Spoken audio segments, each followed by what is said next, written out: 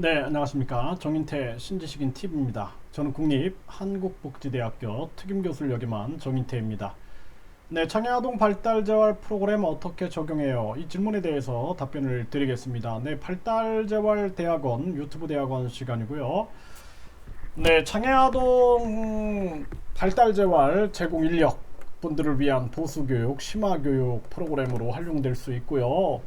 또 창야아동 가족들께서 이 교육을 들으심으로써 보도와 자녀에게, 가족에게 어떻게 우리가 방향을 잡을까에 도움을 드릴 수 있는 그런 유튜브 강의가 됩니다. 네, 창야아동 발달 재활 프로그램 어떻게 적용해요? 자, 제가 제 강의, 이 발달 재활 대학원 강의를 계속 이어서 지금 강의하고 있는데요. 지금 10강째 강의를 하고 있는데, 프로그램을 쭉 살펴보시면은 이 흐름을 읽을 수가 있을 겁니다. 그래서 장애아동 발달 재활에서 가장 중요한 것은 사람과의 상호작용이다, 이런 말씀을 드렸어요. 사람과의 상호작용이 발달의 핵심이다, 이렇게 말씀을 드렸습니다. 그래서 여러분들이 발달 재활 대학원 1강부터 순서대로 쭉 지금 10강까지 이렇게 들으시면은 이 흐름을 쭉 이해할 수가 있습니다. 그래서 이 장애아동의 발달 재활에서 가장 중요한 것은 사람과의 상호작용이다, 이런 말씀을 드렸어요. 근데 제가 이제 특수교육도 공부를 해보고, 특수교육학과에서도 공부를 해보고, 특수교육학과를 이제 졸업을 했죠. 그리고 또 치료학과, 놀이치료학과를 또 졸업을 해보았어요.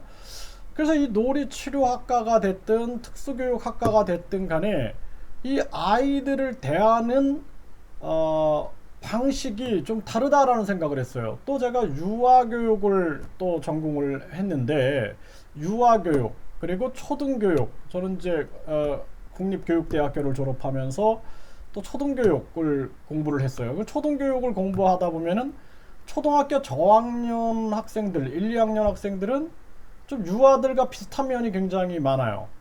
그리고 이제 유치원 아이들과 초등학교의 연계 교육이 굉장히 중요합니다. 연계. 유치원에서 초등학교로 들어오면서 연계 교육이 중요하기 때문에 이때는 우리가 또 유아 교육을 공부를 하거든요. 그리고 이제 제가 또 유아 교육을 전공해서 졸업을 해보니까 이 문제점이 뭐냐라는 것이 뭐냐면, 사실상 똑같은 아이들이라는 거예요.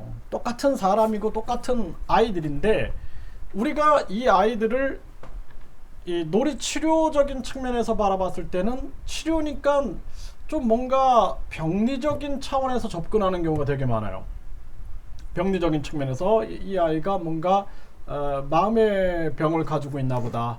그래서 우리가 예를 들어서 기분 장애라든지 심리 장애에서 보면은 기분 장애, 그래서 우리가 뭐 기분이 굉장히 이렇게 떠 있다든지 조증처럼, 또 기분이 굉장히 처져 있다든지 우울증처럼, 또 이게 반복되는 조울증, 이러한 모습들, 또 뭔가 불안장애, 굉장히 불안한 거예요.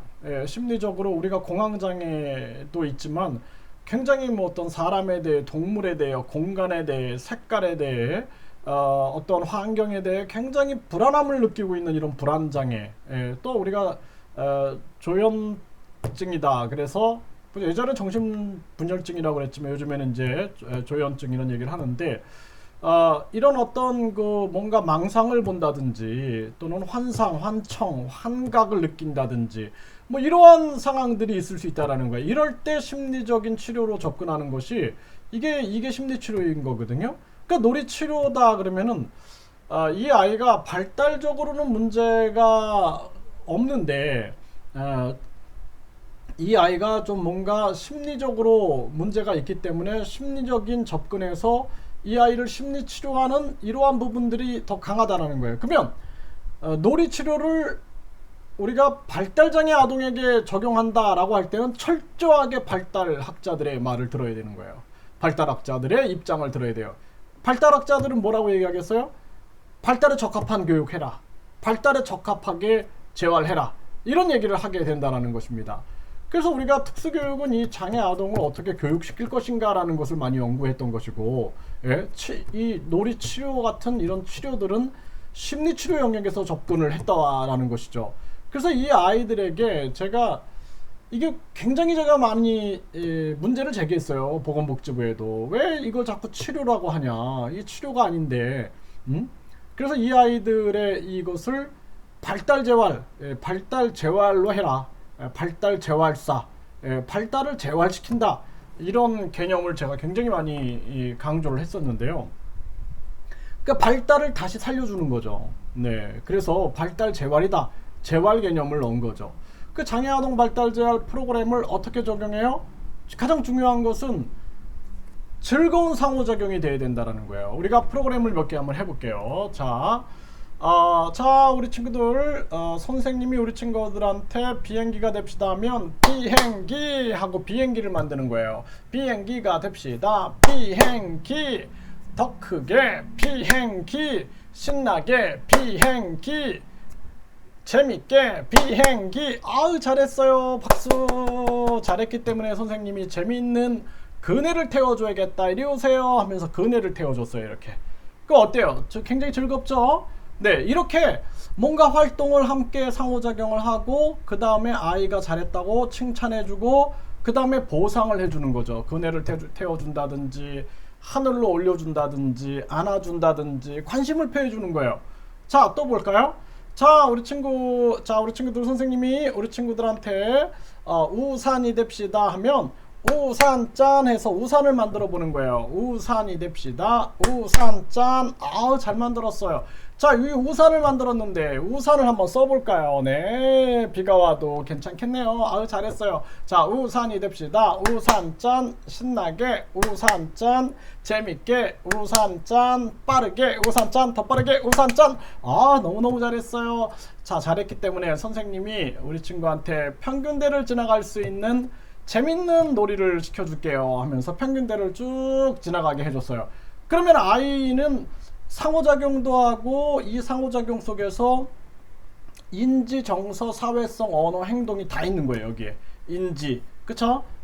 제가 이 활동을 하면서 인지적인 생각을 하겠죠. 그리고 정서, 감정의 끊임없는 교감이 일어나고 있고 그 다음에 언어가 진행되고 있죠. 말하기, 듣기. 그 다음에 인지정서, 사회성, 함께하고 있는 사회성, 그 다음에 행동이 함께하고 있는 거예요. 인지정서, 사회성, 언어, 행동을 종합적으로 발달시켜주는 프로그램이 된다는 것입니다. 그러니까 아이는 즐겁게 상호작용을 하면서 발달이 증진돼 나갈 수가 있게 되는 것이죠. 그래서 프로그램 적용하는 이러한 모습은 이렇게 진행을 해야 되는 거예요. 누구랑 가장 유사해요? 보면은 이게 뭔가 그 유아들의 선생님의 모습과 굉장히 유사하죠. 예, 그래서 왜 유아 선생님들은 놀이를 중심으로 아이들에게 접근하기 때문에 그런 거예요.